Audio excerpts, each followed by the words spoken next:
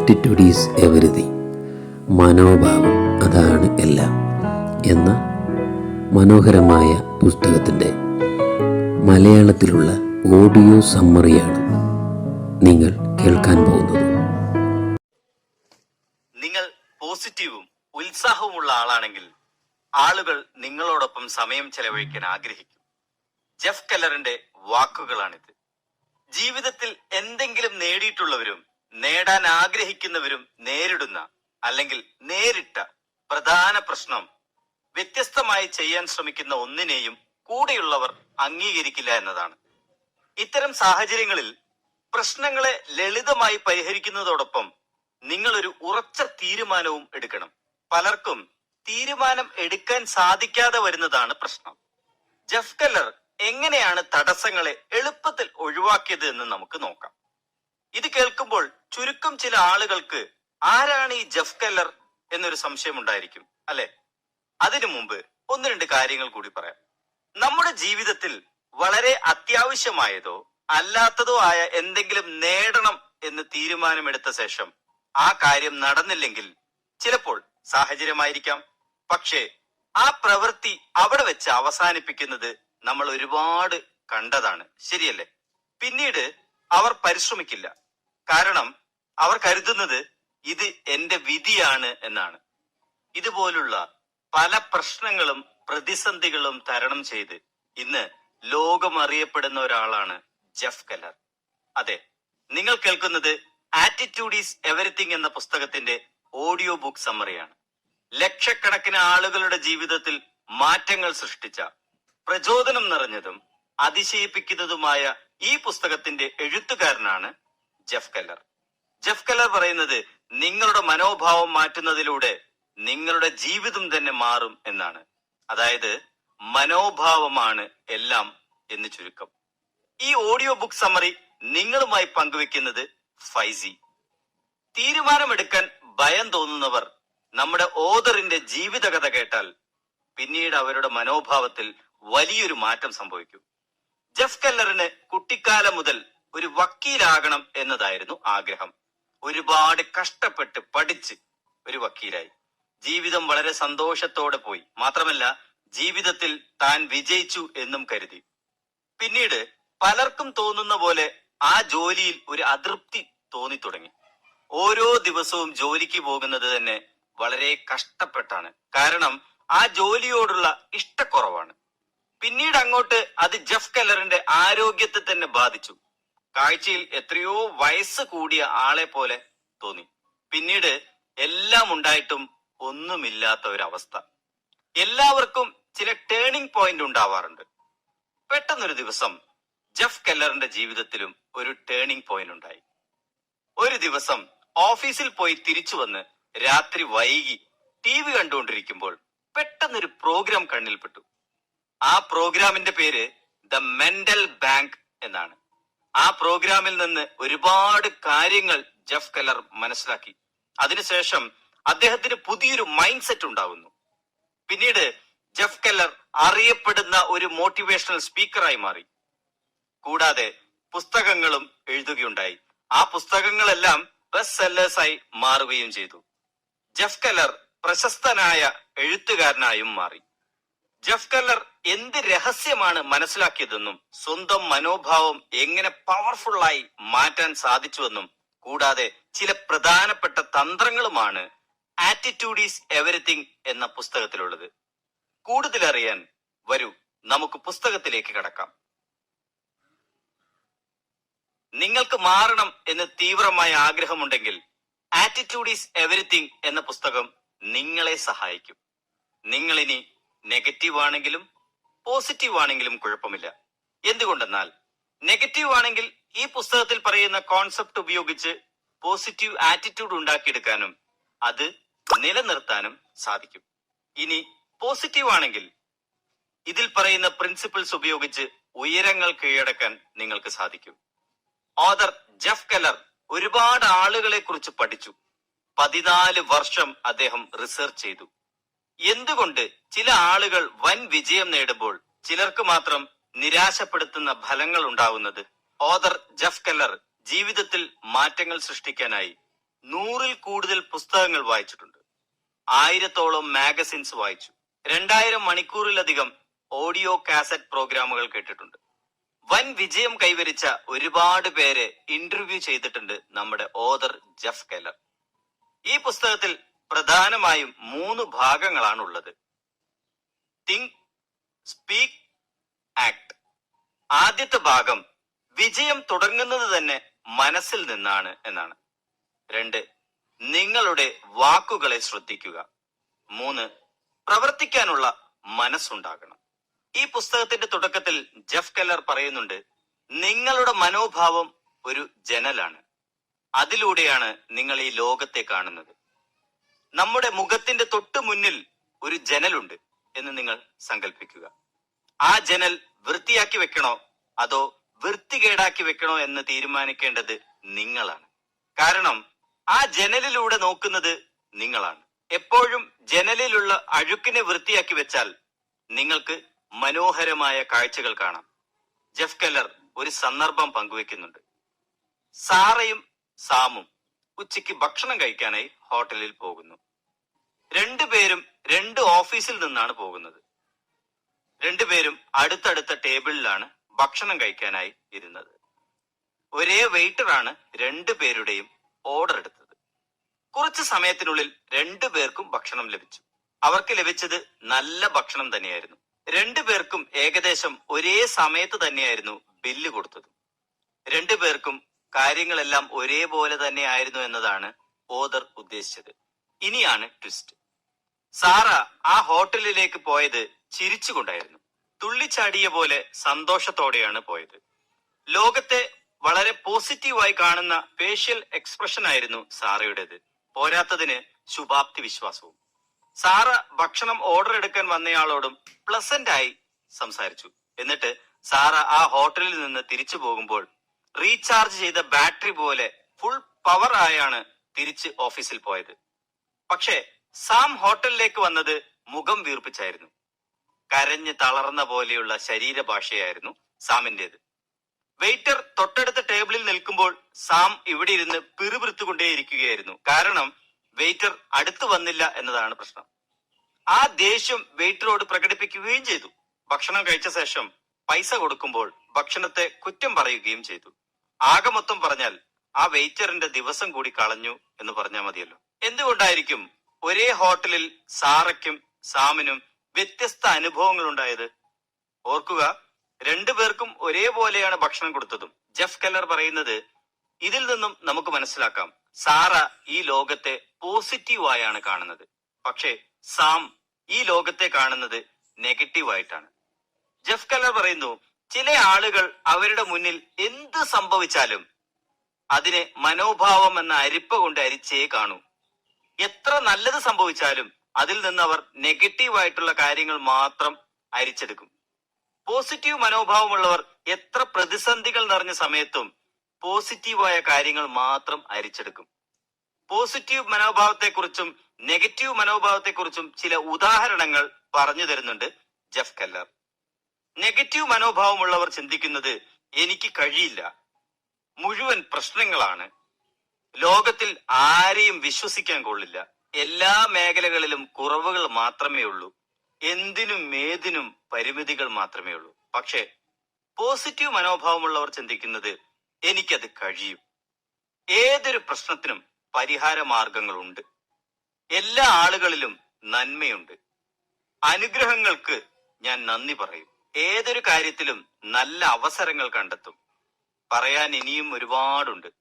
പക്ഷേ നിങ്ങൾക്കിപ്പോൾ ഏകദേശം ഒരു ഐഡിയ കിട്ടിക്കാണുമല്ലോ. ഒരു കാര്യം പറയാം, നമ്മുടെ തുടക്കത്തിൽ വളരെ ഫ്രഷ് ആയിട്ടുള്ള ജനലായിരിക്കും നമുക്കുണ്ടാവുക. പിന്നീടാണ് അതിൽ അഴുക്ക് വന്നു ചേരുന്നത്.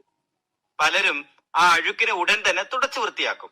ചിലരാകട്ടെ ആ അഴുക്ക് വൃത്തിയാക്കാതെ അങ്ങനെ വെക്കും. നിങ്ങൾ കുട്ടികളെ കണ്ടിട്ടില്ലേ? അവരിൽ നിന്നും നമുക്ക് പഠിക്കാൻ ഒരുപാടുണ്ട്. അവർ ചിരിക്കും, ഓടും, കളിക്കും, പുതിയ പുതിയ കാര്യങ്ങൾ കണ്ടെത്തും. പ്രത്യേകിച്ച് ഒരു ചിന്തയും അവരുടെ മനസ്സിലുണ്ടാവില്ല. കുട്ടികൾ നടന്നു തുടങ്ങുമ്പോൾ ഓടും, വീഴും, ആരും സഹായിക്കാതെ തന്നെ വീണ്ടും എണീറ്റ് ഓടും. അവർ ആരെയും കുറ്റപ്പെടുത്താറില്ല, ആരും സഹായിച്ചില്ല എന്ന് പറയാറുമില്ല. അവർ ചെയ്യുന്ന പ്രവൃത്തികൾ, അത് നടക്കുന്നതാകട്ടെ, ഓടുന്നതാകട്ടെ, സൈക്കിൾ ചവിട്ടുന്നതാകട്ടെ, കളിപ്പാട്ടങ്ങൾ കൊണ്ട് കളിക്കുന്നതാകട്ടെ, എത്ര വീഴ്ചകൾ സംഭവിച്ചാലും അവർ അത് തുടർന്നു കൊണ്ടേയിരിക്കും. കുട്ടികൾ അവർ ചെയ്യുന്ന കാര്യം ശരിയാകുന്നത് വരെയും അവർ അത് ചെയ്യും. കാരണം അവരുടെ ജനൽ ക്ലീൻ ആണ്. കുട്ടികൾ ചിന്തിക്കുന്നത് ലോകത്തെ എനിക്ക് കീഴടക്കാൻ കഴിയുമെന്നാണ്. പിന്നീട് അവർ പതുക്കെ കാര്യങ്ങൾ മനസ്സിലാക്കി തുടങ്ങുമ്പോൾ അവരുടെ ജനലിലും അഴുക്ക് കയറാൻ തുടങ്ങും. അതോടെ അവരുടെ ഉത്സാഹം ഇല്ലാതാകുന്നു. അവർ ഡിപ്രസ്ഡ് ആവുന്നു. അവർക്ക് ഭയമുണ്ടാകുന്നു. അവർ ആ ജനൽ വൃത്തിയാക്കാതെ തുടരുമ്പോൾ അവർക്ക് കുട്ടിക്കാലത്ത് ചെയ്യാൻ കഴിഞ്ഞ പല കാര്യങ്ങളും ചെയ്യാൻ സാധിക്കാതാവുന്നു.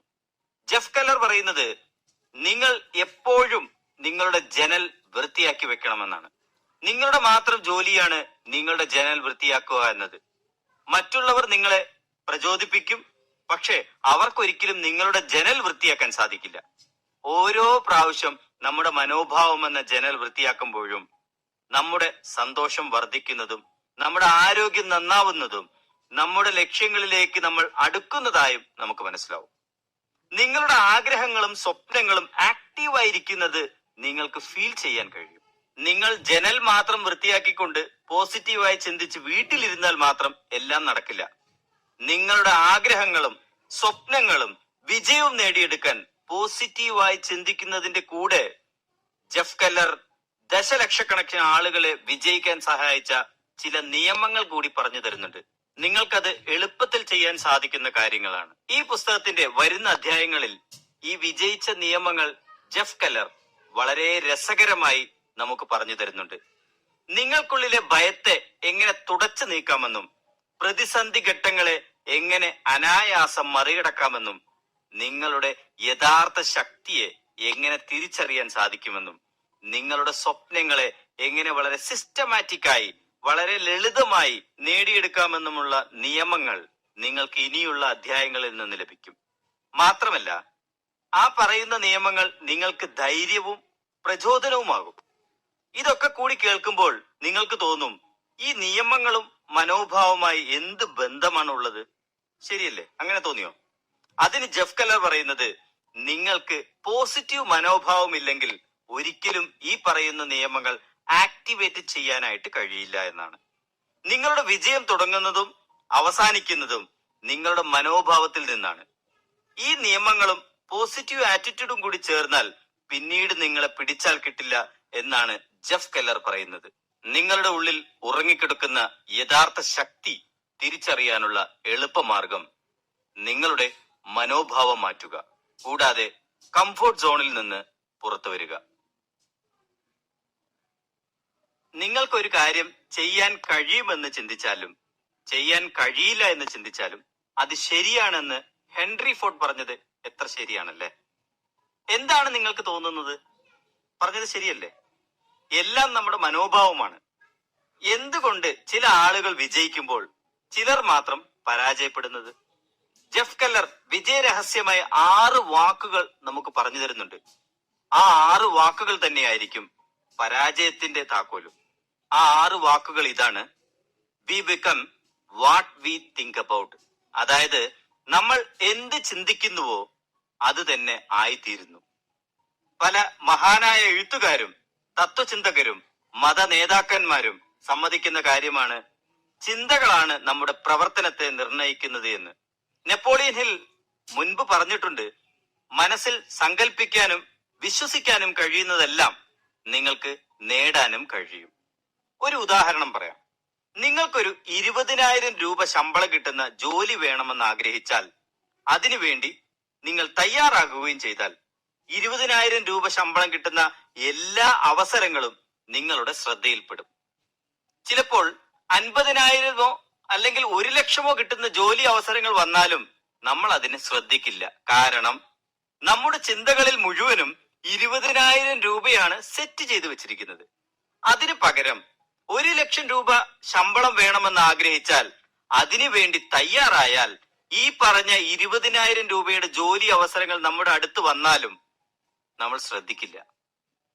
അതുകൊണ്ടാണ് ജെഫ് കെല്ലർ പറയുന്നത്, നമ്മൾ എന്താണോ ചിന്തിക്കുന്നത് അത് തന്നെ ആയിരിക്കും നമുക്ക് സംഭവിക്കുക. അടുത്തത് ഓദർ പറയുന്നത്, ഒരു ദിവസത്തിൽ 10 സെക്കൻഡ് പോസിറ്റീവായി ചിന്തിച്ച് ജീവിതത്തിൽ എല്ലാം പോസിറ്റീവായി തന്നെ നടക്കണം എന്ന് കരുതുന്നത് ശരിയാണോ? ഉത്തരം നിങ്ങൾക്ക് തന്നെ അറിയാം. അത് ഒരിക്കലും നടക്കില്ല. ഒരു ഉദാഹരണം പറഞ്ഞാൽ, നിങ്ങൾക്ക് ശരീരഭാരം കുറച്ച് ഫിറ്റ് ആയിരിക്കണം എന്നാണ് ആഗ്രഹം. പക്ഷേ എല്ലാ ദിവസവും കൊഴുപ്പ് നിറഞ്ഞ ഭക്ഷണങ്ങൾ അമിതമായി കഴിച്ച് ആഴ്ചയിൽ ഒരു 5 മിനിറ്റ് വ്യായാമം ചെയ്താൽ ശരീരഭാരം കുറയുമെന്ന് തോന്നുന്നുണ്ടോ? ഇല്ല അല്ലേ?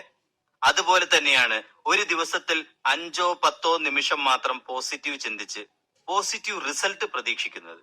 ശ്രദ്ധിക്കുക, നിങ്ങൾക്കൊരു ആഗ്രഹമുണ്ടെങ്കിൽ അതിനുവേണ്ടി 100% പ്രവർത്തിക്കണം. അത് നിങ്ങളുടെ ശീലമാകുകയും വേണം.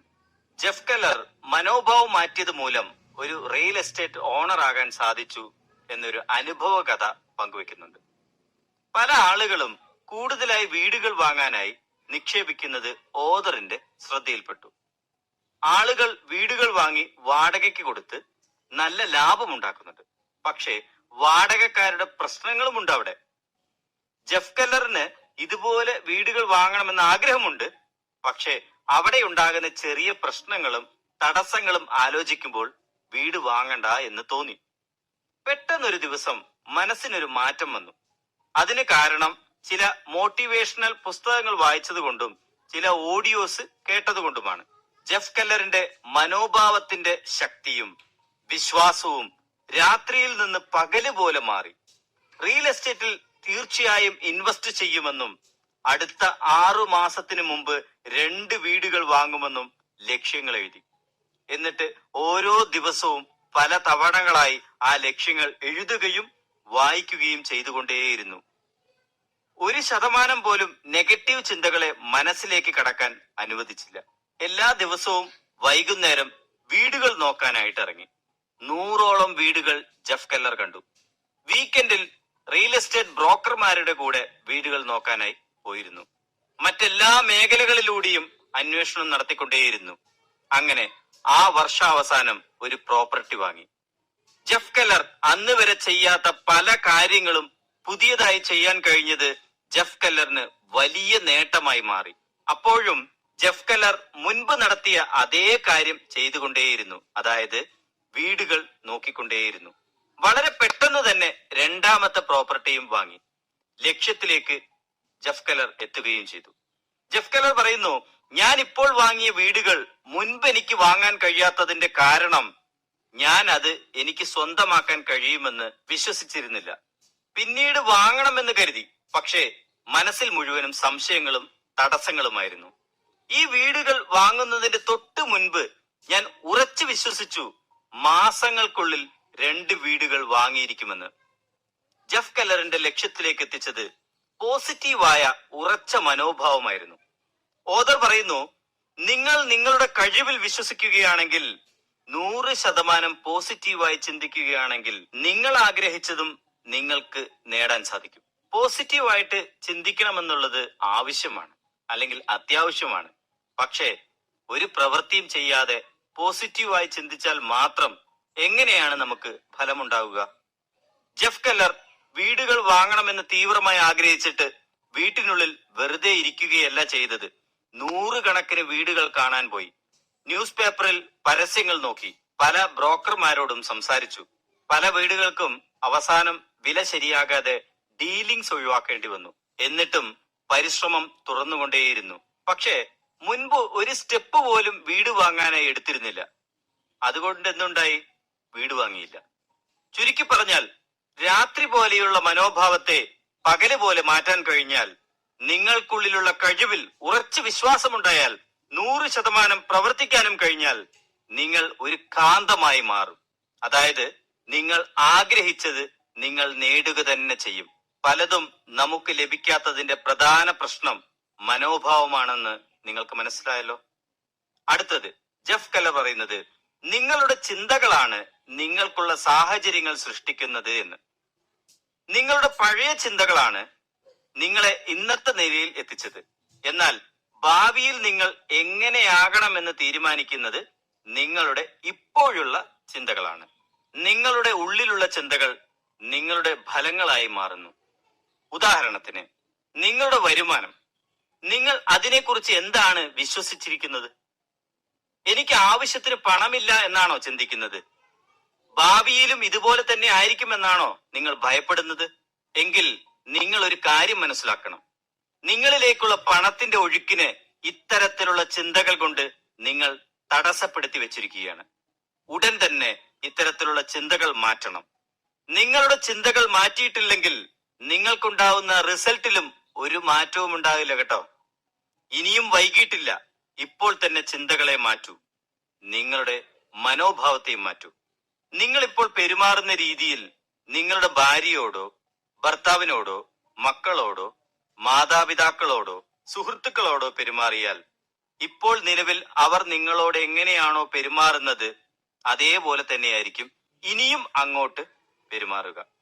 അതിന് പകരം നിങ്ങളുടെ മനോഭാവം ഒന്ന് മാറ്റൂ. പെരുമാറ്റ രീതികൾ ഒന്ന് മാറ്റൂ. സംസാര ശൈലി നിങ്ങളൊന്ന് മാറ്റൂ. അവരിൽ ഒരു മാറ്റം നിങ്ങൾക്ക് കാണാൻ സാധിക്കും. 1-2 ദിവസം മാറ്റിയിട്ട് അവർ മാറുന്നില്ല എന്ന് കുറ്റപ്പെടുത്തരുത്. കാരണം നിങ്ങളുടെ പഴയ പെരുമാറ്റ രീതി വർഷങ്ങളായിട്ടുള്ളതായിരുന്നു. അതുകൊണ്ട് അവർ തിരിച്ചറിയാൻ ഒരുപക്ഷെ ആഴ്ചകളോ മാസങ്ങളോ എടുത്തേക്കാം. ആ യാഥാർത്ഥ്യം തിരിച്ചറിഞ്ഞ് ക്ഷമയോടെ കാത്തിരിക്കുക. നിങ്ങൾ മാറാൻ തയ്യാറാകുക. അടുത്തത്, ജെഫ് കെല്ലർ നമ്മുടെ സംസാരം എന്താണെന്ന് നിരീക്ഷിക്കാൻ പറയുന്നുണ്ട്. തുടക്കക്കാരോട് ഓതർ പറയുന്നത്, നിങ്ങൾ സംസാരിക്കുമ്പോൾ നിങ്ങളുടെ വാക്കുകളെ നിരീക്ഷിക്കുക. നിങ്ങൾക്കുള്ളിൽ ഇന്നർ വോയിസ്, അതിനെ പ്രത്യേകം നിയന്ത്രിക്കണം. കാരണം അത് നമ്മോട് നിരന്തരം സംസാരിച്ചു കൊണ്ടേയിരിക്കും. എന്ത് ചെയ്യാൻ തുടങ്ങുമ്പോഴും അത് നിങ്ങളോട് എന്തെങ്കിലും പറഞ്ഞുകൊണ്ടേയിരിക്കും. അതുറപ്പ്. നിങ്ങളോട് എന്താണ് പറയുന്നത് എന്ന് നിങ്ങൾ പരിശോധിക്കണം. കാരണം ആ ഇന്നർ വോയിസ് കൂടുതലും നെഗറ്റീവ് ആണെങ്കിൽ നിങ്ങളുടെ മനോഭാവവും അങ്ങനെ തന്നെ ആയിരിക്കും. പോസിറ്റീവ് ആണെങ്കിൽ നിങ്ങളുടെ മനോഭാവവും പോസിറ്റീവ് ആയിരിക്കും. ഉദാഹരണത്തിന്, നിങ്ങൾ ഒരു കാര്യം ചെയ്യുന്നതിന് മുമ്പ് ചിന്തിക്കുകയാണ്, എനിക്കത് ചെയ്യാൻ കഴിയില്ല, അതിനുള്ള കഴിവ് എനിക്കില്ല എന്നൊക്കെയാണെങ്കിൽ എത്ര എളുപ്പമുള്ള കാര്യവും നിങ്ങൾക്ക് ബുദ്ധിമുട്ടുള്ളതായി തോന്നും. നിങ്ങൾ സ്വയം നിങ്ങളെ തന്നെ തരം താഴ്ത്തരുത് എന്നാണ് നമ്മുടെ ഓതർ ജെഫ് കെല്ലർ പറയുന്നത്. നിങ്ങൾ പറയുന്ന വാക്കുകളെ മനസ്സ് ഒരു കാന്തം പോലെ പിടിച്ചു വെക്കും. അതുകൊണ്ട് വാക്കുകളും ചിന്തകളും ലക്ഷ്യങ്ങളും പോസിറ്റീവ് ആയിരിക്കട്ടെ. ഒരുപക്ഷെ ചിലർ പറയും, ഞാൻ നെഗറ്റീവായി ചിന്തിക്കുന്നതും പറയുന്നതും വെറുതെയാണ്, മനഃപൂർവ്വം പറയുന്നതൊന്നുമല്ല എന്നൊക്കെ. പക്ഷേ ഒരു കാര്യം നമ്മൾ മനസ്സിലാക്കണം. തെളിഞ്ഞ ഒരു ചെറിയ ഗ്ലാസ് വെള്ളത്തിൽ ഒരു തുള്ളി നീലമുറ്റിച്ചാൽ ആ ഗ്ലാസ് വെള്ളത്തിന്റെ കളർ, അതായത് നിറം, നീലയായി മാറും. ശരിയല്ലേ? ആ നീല നിറം ഞാൻ വെറുതെ ഒറ്റിച്ചതാണെന്ന് പറഞ്ഞിട്ടൊന്നും കാര്യമില്ല. ഒറ്റിച്ചാൽ നീല നിറമാകും. അതുപോലെ വെറുതെ ചിന്തിച്ചാലും പറഞ്ഞാലും അതിന്റെ റിസൾട്ട് നിങ്ങൾക്ക് കാണാൻ സാധിക്കും. ഏതൊരു വ്യക്തിയുടെ ജീവിതത്തിലും കൂടുതൽ പോസിറ്റീവ് ആയിരിക്കാനും എളുപ്പത്തിൽ ആഗ്രഹിച്ച ഫലങ്ങൾ നേടാനും ജെഫ് കെല്ലർ 2 പ്രവർത്തനങ്ങൾ പങ്കുവെക്കുന്നുണ്ട്. അതിൽ ഒന്ന്, എല്ലാ ദിവസവും രാവിലെയും ഉറങ്ങുന്നതിന് മുൻപും 15 അല്ലെങ്കിൽ 30 മിനിറ്റുകൾ ചില സെൽഫ് ഹെൽപ്പ് പുസ്തകങ്ങൾ വായിക്കുക. ഒരുപാട് മോട്ടിവേഷണൽ പുസ്തകങ്ങളും ആർട്ടിക്കിൾസും ഉണ്ട്. നിങ്ങളുടെ ടേസ്റ്റിനനുസരിച്ച് തിരഞ്ഞെടുത്ത് നിങ്ങൾക്ക് വായിക്കാം. നിങ്ങൾക്ക് വേണമെങ്കിൽ നിങ്ങളുടെ മതഗ്രന്ഥങ്ങൾ വായിക്കാം. അല്ലെങ്കിൽ ഒരുപാട് ബയോഗ്രഫീസ്, ഓട്ടോബയോഗ്രഫീസ് ഉണ്ട്. അതും യഥേഷ്ടം നിങ്ങൾക്ക് തിരഞ്ഞെടുത്ത് വായിക്കാം. ജെഫ് കെല്ലർ പറയുന്ന രണ്ടാമത്തെ കാര്യം, എല്ലാ ദിവസവും മോട്ടിവേഷണൽ ഓഡിയോസ് കേൾക്കുക എന്നാണ്. നിങ്ങൾക്ക് എപ്പോൾ വേണമെങ്കിലും കേൾക്കാം.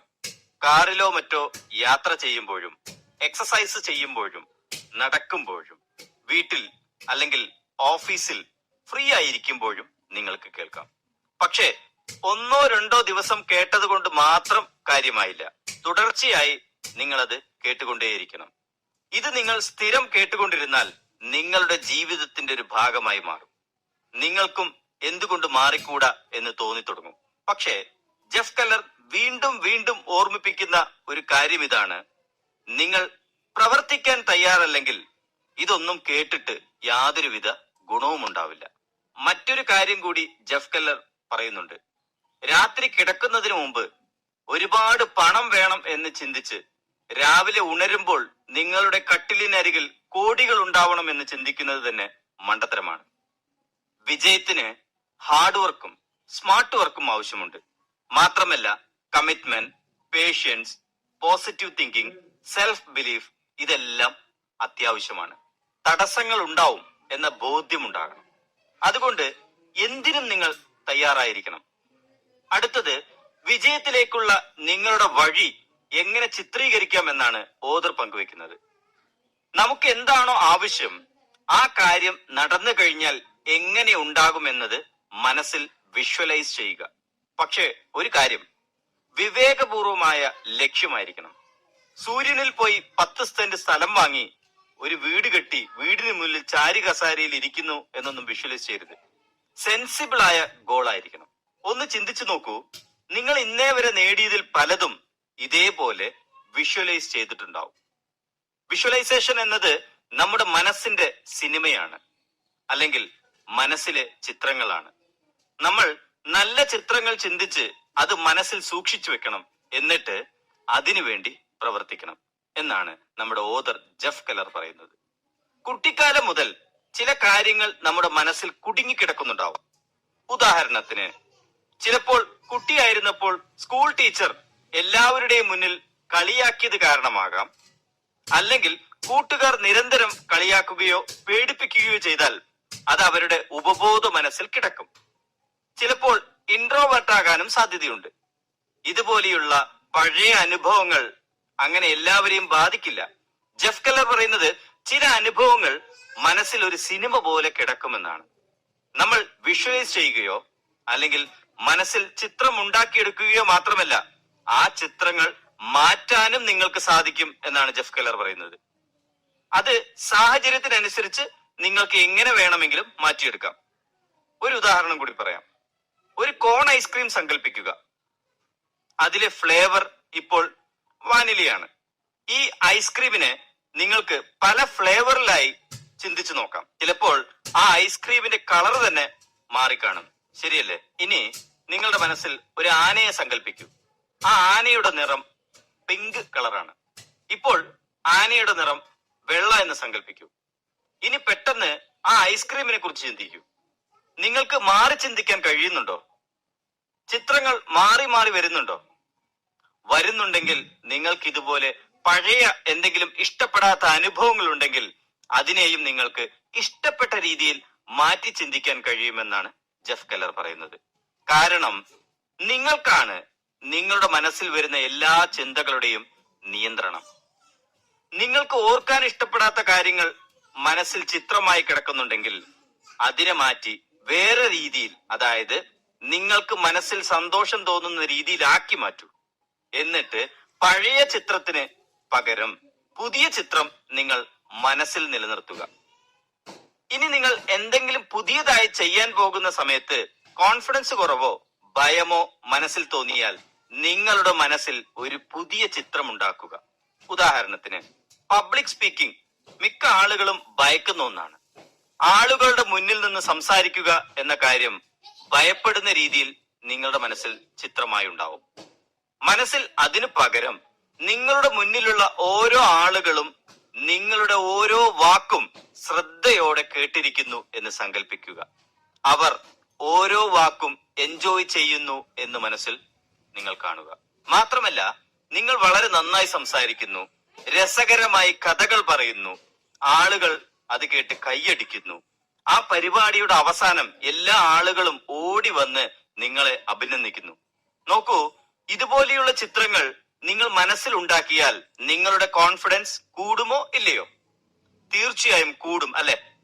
പക്ഷേ ഒരു കാര്യം മനസ്സിലാക്കുക, ഇങ്ങനെ ഒരു രാത്രി ചിന്തിച്ച് പിറ്റേന്ന് മുതൽ മനസ്സിൽ കണ്ടതുപോലെ തന്നെ നടക്കണമെന്ന് വിചാരിക്കരുത്. അതിന് ക്ഷമ വേണം. നിരന്തരം ഇതുപോലുള്ള ചിത്രങ്ങൾ മനസ്സിൽ നിറച്ചാൽ ഓട്ടോമാറ്റിക്കായി നിങ്ങളും ഇതുപോലെ മാറാൻ തുടങ്ങും. എല്ലാവരും ചാനൽ സബ്സ്ക്രൈബ് ചെയ്യുക. വീഡിയോ ഇഷ്ടമായെങ്കിൽ ലൈക്ക് ചെയ്യുക, കമൻറ്റ് ചെയ്യുക, ഷെയർ ചെയ്യുക. അടുത്ത ഭാഗം ഉടൻ ഉണ്ടായിരിക്കുന്നതാണ്. താങ്ക്സ്.